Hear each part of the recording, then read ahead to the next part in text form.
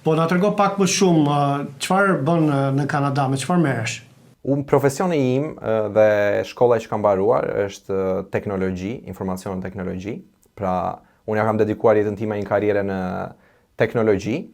Kam qenë gjithmonë i apasionuar që prej një moshe të vogël edhe kam mbaruar bachelorin edhe masterin në qytetin e Korçës për këtë deg. Kam nisur të punoj me një kompani amerikane e cila është specializuar për sigurinë kibernetike dhe ne bëjmë mbrojtjen e kompanive të mëdha nga sulmuesit kibernetik si puna e hakerave.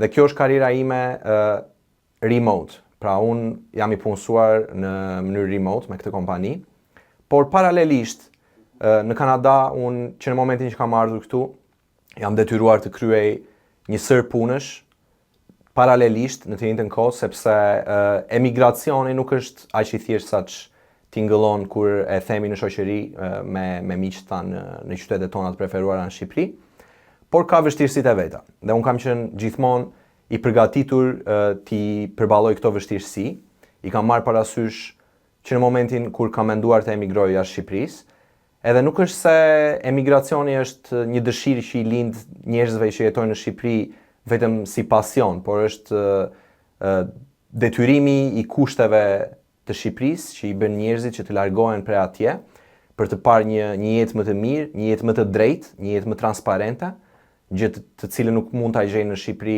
në asnjë lloj mënyre. Personalisht, unë që në moshë të re, si adoleshent, si gjimnazist, kam parë një perspektivë shumë të bukur nga Partia Socialiste në fillimet e saj dhe vërtet i kam besuar premtimeve që ata kanë dhënë.